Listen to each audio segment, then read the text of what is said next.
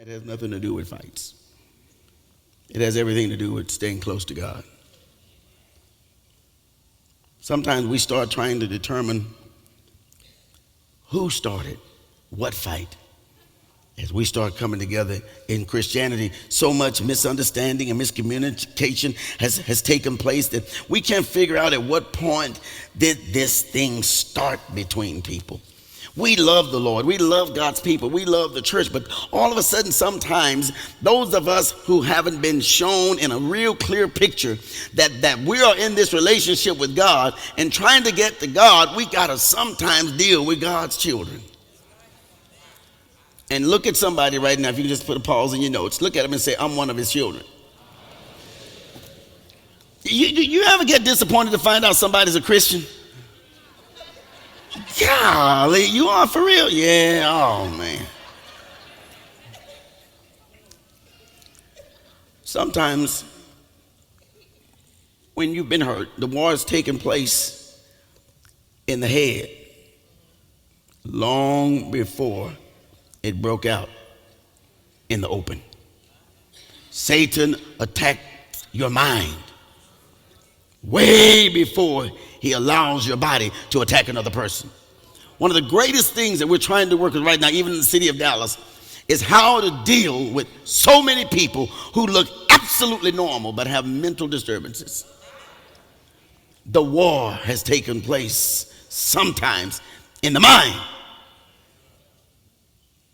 before it's broken out in the open. You look at the altar call in any church in the world, and you would say, that's odd. I thought they already knew God. Because so much of what we see outside, we can't determine what's going on inside.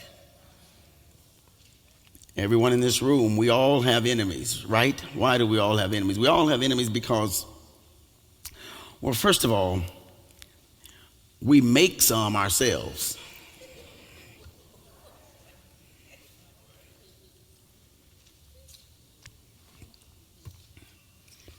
We make some ourselves. You might want to tell your neighbor next Monday, wear a ponytail.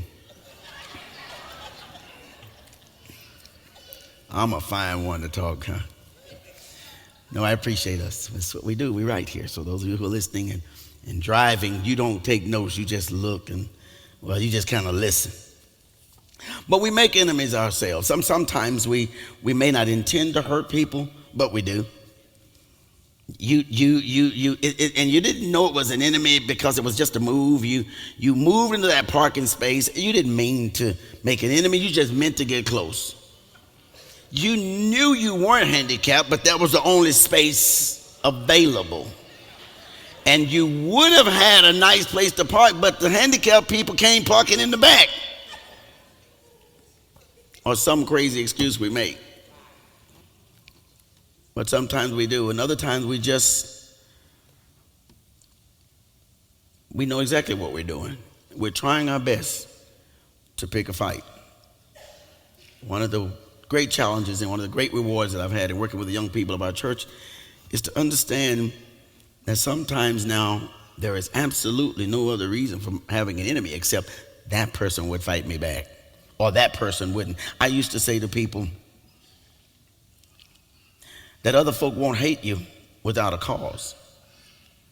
And I've learned over the years to not make that statement because there's always a cause. It may not be a good cause. It may not be one that we can do anything about. And it may be one that neither we nor they can put a finger on. But there's always a cause. I don't like him. I don't like her. Well, why? I don't know. I just don't.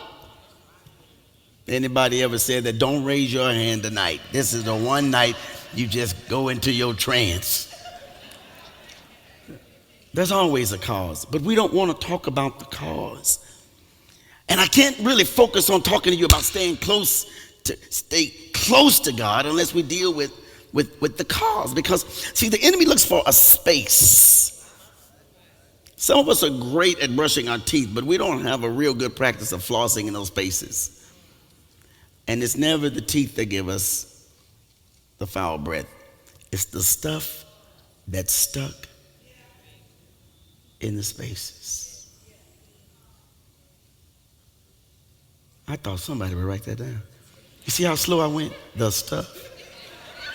That stuff in the spaces. Y'all looked at me like, that's nasty. I'm just up here trying to teach a word, huh? But it's the stuff that's stuck in the spaces. Jealousy,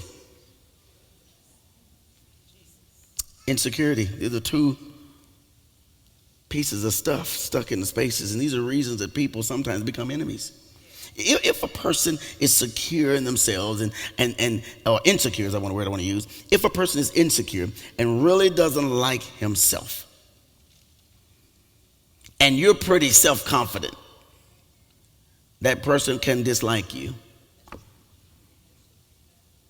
Not just necessarily jealous of you, just a little insecure that you're so confident. You may not have to check the mirror every 5 minutes to know that your stuff is together.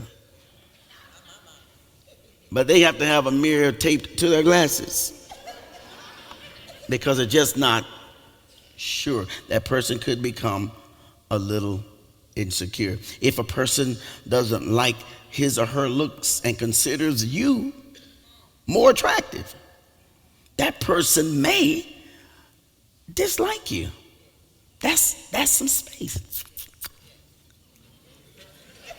That it got in between. You didn't seek to find somebody that looked better. You just kind of always caught yourself glancing. And sometimes you just want to see if they're going to break the posture. I just wanted to slump one time. I just want him to drool and just something. We're trying to figure out how the enemies come, how the spaces get in there. Am I going slow enough? Okay. If a person is weak in their bodies and you're healthy, that person may start to dislike you. If a person is not very popular and you're extremely popular, that person may dislike you. If a person is not very smart or just kind of average, and yet you're very smart, that person may dislike you. If a person is lazy, always talking about what they're going to do, and you're doing things 24/7, that person may. I wish y'all write one of these down.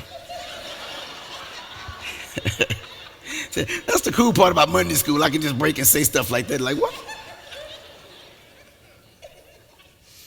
If a person doesn't have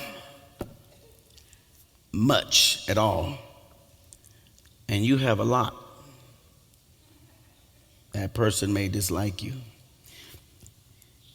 If a person is declining in years, and age is starting to tell its story, and you're young and you got your best years ahead of you, that person may dislike you.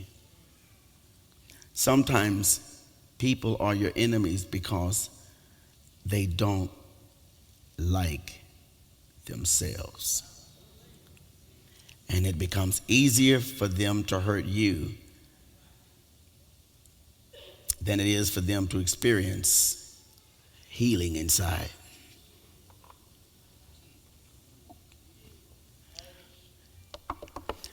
Young people, it's not always what you do.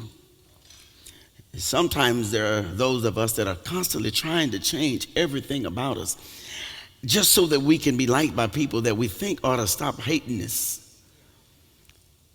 But you can't change the healing that needs to happen in them.